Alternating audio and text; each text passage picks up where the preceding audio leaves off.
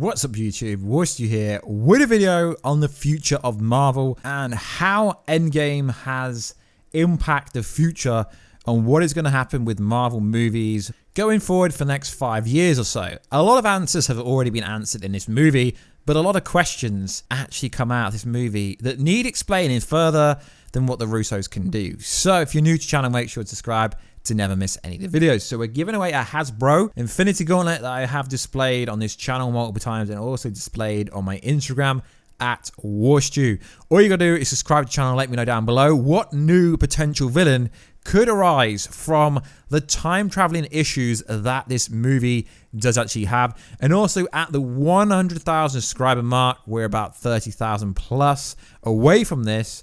We are going to give away a PS4 Pro or an Xbox One X. All you got to do is subscribe to the channel and keep commenting on the videos. And once we hit 100k, if we ever get to the 100,000 subscriber mark, I will give away one of them consoles or maybe even both. So let's get into this video. So although this movie is pretty solid, I'd give it out of 10. There's a lot of plot holes and a lot of things that need explaining that go further than what the Russo bros could actually deliver to us.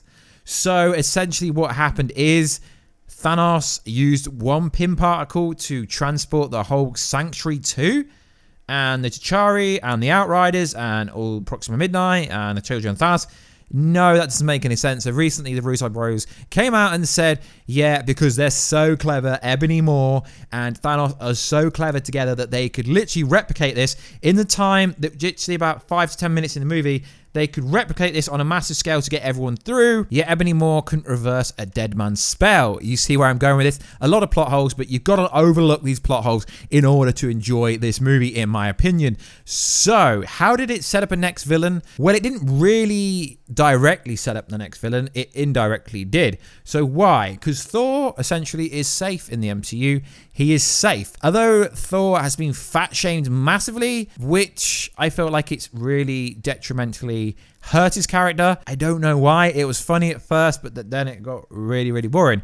But obviously, he set up the Asgardians of the Galaxy at the end of the movie, which essentially is a comic book run. So it's looking most likely that Thor will go up against Adam Warlock. Although Adam Warlock is kind of a hero, he does edge the moral borderline and he can hold his own. So it would be interesting to see Adam Warlock go up against Thor potentially. As we know, there is the cocoon scene in Guardians of the Galaxy Volume 2, which was a massive cliffhanger, and according to recent reports, James Gunn will start working and maybe start shooting the movie as early as next year, which would be insane, after he's done with Suicide Squad 2, which I'm very much looking forward to. So, Thor, here's where the issue lies. Thor killed Thanos. Killed him. Easily. Pretty easily. Chopped his head off in Endgame.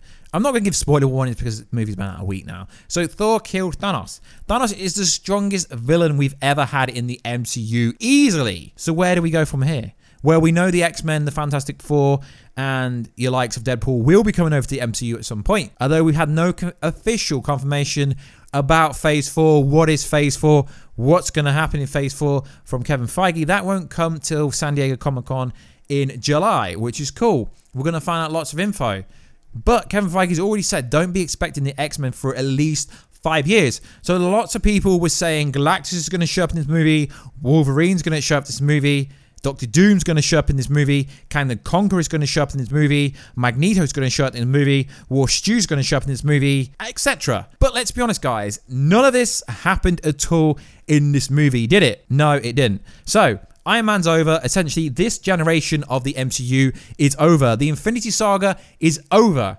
But hang on a minute, it's not over yet. Because Spider-Man Far From Home is the end of Phase 3. It's the latter half. It's the collateral damage from, I guess you could say, Endgame, so to speak. And then, obviously, it will reboot the MCU, so to speak. So the MCU will never be the same again. Cool. So, Captain Marvel essentially is the strongest Avenger. I know a lot of people are like, no, she's not. Yes, she is. No, she's not. She literally is. Her powers derive from the same source as an Infinity Stone.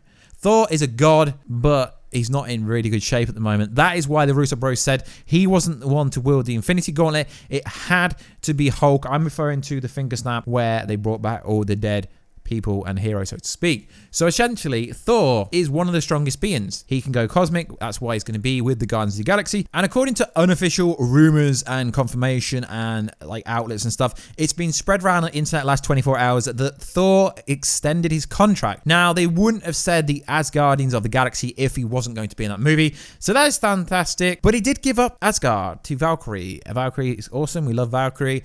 Her and Chris Hemsworth obviously worked on Men in Black as well. So I do see Valkyrie appearing in the next Thor movie. And I do see Valkyrie having a cameo role maybe in Guardians of the Galaxy Volume 3 if they don't come back to Earth. So what is next? Okay, this is where the problem lies. Captain Marvel is so OP. She literally destroyed the Sanctuary 2 by herself. Took out the whole fleet that Thanos had. And if you looked at his face, damn, he was murmuring. He didn't know what to do. Yet for some reason, they decided to still make Thanos OP. She literally destroyed Thanos like he was nothing until he picked up the Power Stone and punched her in the face. Okay, cool. We know this. You can't let anyone overpower the main villain in the movie of something that is the culmination of 22 movies. So we get this. So Captain Marvel is seriously OP. They're going to have to introduce someone as crazy as your likes of Galactus or your likes of Doctor Doom or Kang the Conqueror or Annihilus or the Celestials or someone insane. Now, the Celestials will be in the Eternals movie, which rumoredly is starting to shoot later this year in September, and it's going to have Angelina Jolie being one of the cast star, and it's going to push LGB in the MCU, but that's already been introduced with Joe Russo having a small cameo role in EndGame. So realistically, did EndGame set up a cosmic being? Well, yes, it did, because it has to be a cosmic being now. We already unofficially know that Phase 4 will be cosmic. There will be a cosmic shift. The MCU will never be the same again. So this is why people were sprouting about Galactus is coming, Kang the Conqueror is coming, Annihilus is coming, Doctor Doom is coming, Warstu's not coming. So the one that makes the most sense is a time-traveling villain. Why? Because I still believe that their explanation for time travel in the MCU is potato quality. It's potato. It really is. So in the movie, Bruce Banner simply says there was no way to bring Black Widow back without explaining. Later, he mentions that when he snapped his fingers whilst wearing the Infinity Gauntlet, he tried his best to bring her back, but simply couldn't because it is final. It's a constant. It will never change. Everyone's sacrificed in order to gain the Soul Stone will never change. That's how much power is involved when you sacrifice someone to do that. But what is interesting is they needed to return all the stones to the fixed time they took it from. If not, they would open up some really bad realities. And, you know, Black Widow could have returned in one of them realities, which would have really messed things up. So that is why Kang the Conqueror would have made the most sense if they are going to build up another villain for the next 5 to 10 years. But I honestly can't see them doing another Avengers movie till at least 2023, which is ironically the year they're set in now because they're 5 years in the future. So if they are to do another villain, a time-traveling villain would have to be said villain. And obviously Reed Richards, the X-Men, you can't really do Kang the Conqueror without bringing the X-Men in. That is why I think if they do bring another villain in, it's going to have to be a time-traveling villain, Kang the Conqueror,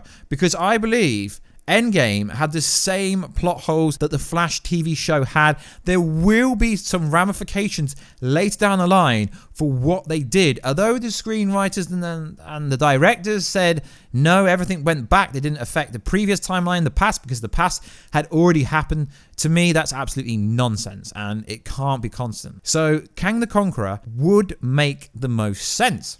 He's a powerful and interesting villain that has gone up against the Avengers in the comics, also gone up against the Fantastic Four, so it would make a lot of sense. It really would. And he has time-traveling capabilities, which would provide an entirely different sort of challenge for the Avengers in any phase going forward. Whether this takes to phase 5 or phase 6, it would make the most sense. But Warstu, Galactus is coming. Well, Galactus is a cosmic being and he basically eats up planets. So I can understand why everyone thought Galactus was coming, because obviously the Fox Disney merger closed in March and everyone thought, yes, it's gonna happen. And then the Russo bros were saying, yeah, like Thanos, he's done, he's dusted, he's kind of smashed everything. Yeah, it would be interesting if someone on the scale of Galactus was to come through. Because we do have Captain Marvel. She can punch people in the face. We do have Thor. But except for Captain Marvel and Thor, we don't have anyone else at the moment in the MCU who could go toe-to-toe with any of these cosmic beings. Obviously, yes, we think they will introduce Silver Surfer and obviously characters like Adam Warlock because they have been teased, kind of. And now, obviously, Disney owns Fox. They can do this. But they're not going to prematurely introduce a Galactus or Kang the Conqueror or Doctor Doom or until the Fantastic Four and X-Men characters have been introduced. So indirectly, I do believe they will do this. As we know, the Celestials have already been involved, obviously with Guardians of the Galaxy Volume 2. Ego himself was Celestial, and obviously Star-Lord was half Celestial, and it's very interesting because we do know the Eternals movie is going to really nail down the Celestials. We're going to get a massive backstory. I don't think it would do as well as the other movies, but if they market it right, if Angelina Jolie really is going to be linked to this movie, it could do very well. So I think until they can do the Celestials movie, which essentially is the Eternals movie, no one is going to come through. But what is interesting is if there is some kind of time or reality change, then none other than the Sorcerer Supreme, Doctor Strange himself, will need to use his intelligence, his genius, his magical, his technological capabilities, and he can look forward in time. Because he looked at 40 million plus combinations. And the only one where the Avengers won was when a rat turned on the quantum tunnel inside the van, which, interesting enough, was the rat Loki. No, we're not going to go into that. But like I said, Loki never died. Okay, technically he did die in his timeline, but he's alive now. But technically this is the earlier version of him, which he's gone to most likely a different reality, which in that reality, everyone could be alive, including Tony Stark. So it is a comic book movie. So if anyone dies, they're not really dead because all they got to do is make it a microverse. Well, no, we can't use the microverse in this movie, can we?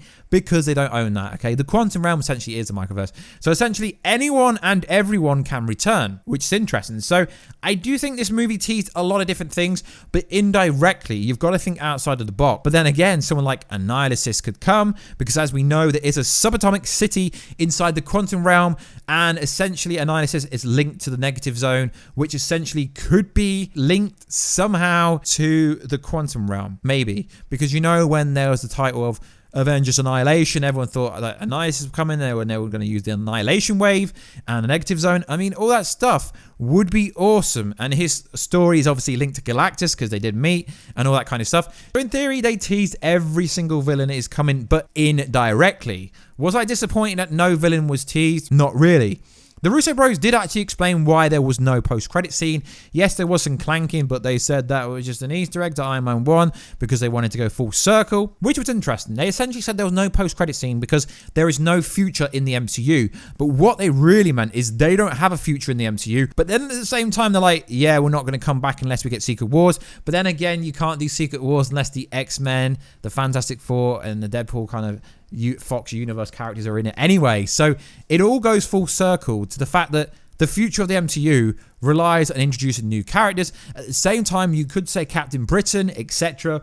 were kind of introduced during this movie. We will be doing a more in-depth review of Endgame, hopefully with a different YouTuber. I'm trying to talk to a few people. I think it'd be cool to do an extended breakdown with a different creator, maybe someone from over the pond if it's possible. So essentially the biggest, I guess, evidence that you could guess from watching this movie would be when the Ancient One was talking to Banner about this branch reality, and if they didn't have the time stone, it would open the dark forces of the world to essentially come for them. And essentially, yeah, you could say Galactus and blah, blah, blah. Dormammu could come and stuff like that. So essentially, yes, there is evidence if you do want to say Galactus is coming, Kang the Conqueror is coming, Warstu's coming, Doctor Doom's coming. But I don't really think they're going to randomly slot these into the continuity of the MCU so freely until, like I said, the X-Men, the Fantastic Four have naturally already come in, or they could do it through the quantum realm. There's so many ways that this universe is going to expand and grow. So guys, let me know down below, who would you like to appear first? Do you think the X-Men should appear first? Do you think the Fantastic Four should appear first? Or do you think they should, just bang you in with someone like Galactus or someone like Doctor Doom or someone like Kang the Conqueror? or someone like a Nihilisys, or someone like your boy Warstu. No, I'm joking. But anyway, guys, let me know. This is just a video about Phase 4 villains, of how they could introduce them and why they would need this kind of power level, because obviously Thanos was destroyed by Thor pretty easily, so they're going to have to go someone even more powerful than Thanos from a cosmic point of view. So anyway, guys, like always, please like, subscribe, and comment, and I will catch you in another video very soon. Catch ya later.